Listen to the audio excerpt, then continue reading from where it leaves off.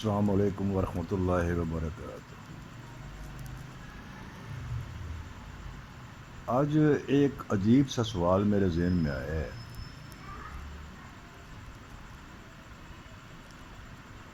کیا ہم مردہ پرست قوم ہیں؟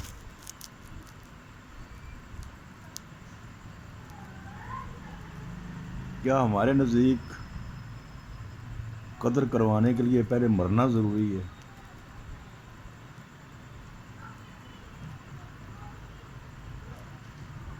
دور مت جائیں، سب سے پہلے اپنے قریب ترین لوگوں میں دیکھ لیں، کتنے بندے ایسے ہیں کہ جن کی ہم ہزارہ اچھائیاں چھوڑ دیتے ہیں، لیکن ایک برائی کو پکڑ کر ساری عمر کے لیے اس سے قطع تعلق کر لیتے ہیں، اور پھر اس قطع تعلق کو اتنی طوالت دیتے ہیں کہ وہ ختم ہونے میں نہیں آتی۔ شاید اس میں ہزارہ خوبیاں بھی ہوں گی، لیکن ہمیں خوبیوں سے کوئی غرض نہیں ہے، اس کی اچھائیوں سے کوئی غرض نہیں ہے، اس کی خرابیوں سے غرض ہے۔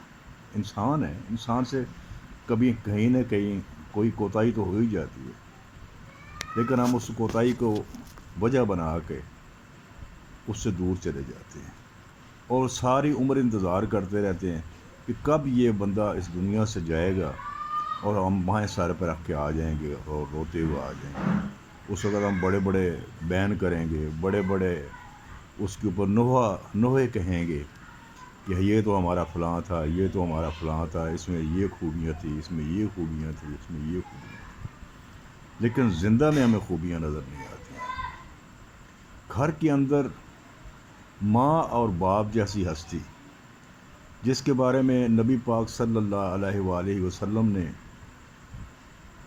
خاص طور پر حکم دیا کہ ان کی خدمت کرو، یہاں تک کہ کسی سے آپ صلی اللہ علیہ وسلم نے پوچھا کہ تمہارے گھر میں کون ہے جس کی تمہارے گھر میں کون ہے؟ اس نے بتایا کہ میرے گھر میں صرف میری ماں ہے۔ تو آپ صلی اللہ علیہ وسلم نے جہاد معاف کر دیا اسے کہ جاؤ ماں کی خدمت کرو، تمہارا جہاد یہاں ہی قبول ہو جائے گا۔ تو قرآن نے بار بار اس کے بارے میں ذکر کیا کہ ان کو اف نہ کہو، ان کے ساتھ حسن سلوک کرو، لیکن ہماری یہ حالت ہے کہ ہمیں ان ہستیوں کی کوئی پرواہ نہیں ہے، اور جب یہ سر سے سایہ اٹھ جاتا ہے تو پھر ہم روتے ہیں، چیختے ہیں کہ یہ فلاں ہمارا اگر ہوتا تھا، آج ہوتا تو یہ کرتا، آج جب زندہ تھا تو پھر آپ کے تو کسی کام میں نہیں، نہ آپ نے اس کی خدمت کی، نہ اس کی آپ نے فرما برداری کی، کچھ بھی نہیں کیا۔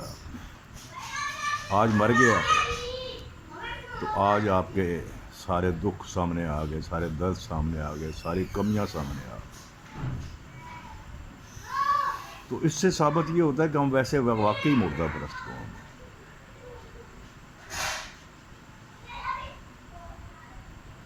ہم مزاروں کے لیے دیگوں کے ویسے نکال لیتے ہیں، کوئی ایسا اجتماع ہو اس کے لیے ہم پیسے نکال لیتے ہیں، لیکن اپنے قریب ترین بندے کے لیے ہمارے پاس کچھ بھی نہیں ہوتا۔ ہم سو عذر کر کے اس کو ٹال دیتے ہیں کہ اس دفعہ اس مہینے کپڑے نہیں بنانے، اگلے مہینے بنا کر دوں گا، اس مہینے جوتی نہیں لینی، اگلے مہینے لے کر دے دوں گا، اس دفعہ حالات تھوڑے تنگ ہیں، فلاں فلاں فلاں۔ لیکن ابھی اگر پتہ چل جائے کہ یہ کوئی نظر نیاز کا مہینہ ہے یا نظر نیاز کے لیے ہم نے دینا ہے، جس میں لوگوں نے ہمیں دیکھنا ہے، ہمیں شاباش دینی ہے، ہمارے گن گانے ہیں کہ فلاں تو بڑا سخی آدمی ہے، تو ہم فوراً پیسے نکال لیتے ہیں۔ تو میرے خیال سے تو یہ ثابت ہوتا ہے کہ ہم ایک مردہ پرست قوم ہیں۔ ہمارے کتنے عزیز ہمارے پاس سے چلے گئے، قائد اعظم جیسی ہستیاں یہاں سے چلی گئیں، لیکن ہم خاموش بیٹھے رہے۔ لیاقت علی خان جیسی ہستیاں ہمارے سے جدا ہو گئیں، ہم خاموش بیٹھے رہے۔ ہمارا ملک دو ٹکڑے ہو گیا، ہم خاموش بیٹھے رہے۔ اور آج پھر ہم اسی انتظار میں بیٹھے ہیں کوئی واقعہ ہو، کوئی ایسا حادثہ ہو، اور پھر ہم روتے چیختے چلاتے باہر نکل آئیں اور پھر ہم کہیں کہ فلاں ہمارے سے جدا ہو گیا، فلاں ہمارے سے جدا ہو گیا۔ خدا کے لیے زندوں کی قدر کریں۔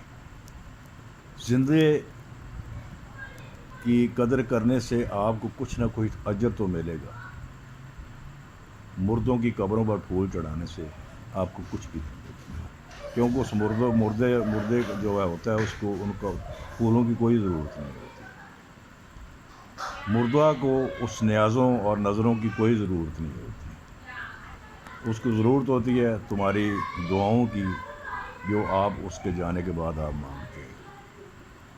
تو اگر کوئی زندہ ہے اس کی قدر کرو، مرنے کے بعد مت ہاتھ اٹھا کر آ جانا کہ یہ مر گیا ہے تو پھر میں ساری دنیا کو بتاؤں گا چیخ چیخ کر کہ یہ بڑا پیارا تھا، میں بڑا پیارا آدمی تھا، لیکن اس وقت کچھ بھی نہیں ہوگا، نہ وہ سن رہا ہوگا، نہ تمہاری چیخوں کی آواز کسی کے اوپر اثر کرے گی۔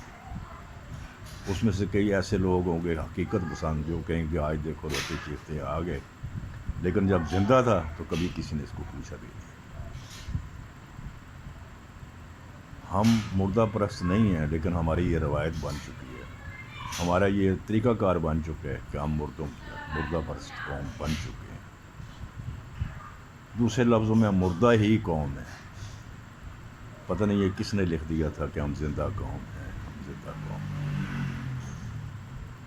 شاید اس نے کچھ اچھا سوچ کر لکھا ہوگا، لیکن ہم میں زندوں والی کوئی علامت نہیں ہے، زندوں والی کوئی بات نہیں ہے۔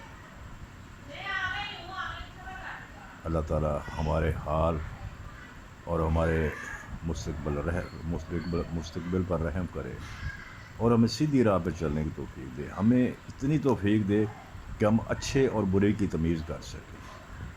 السلام علیکم ورحمۃ اللہ وبرکاتہ۔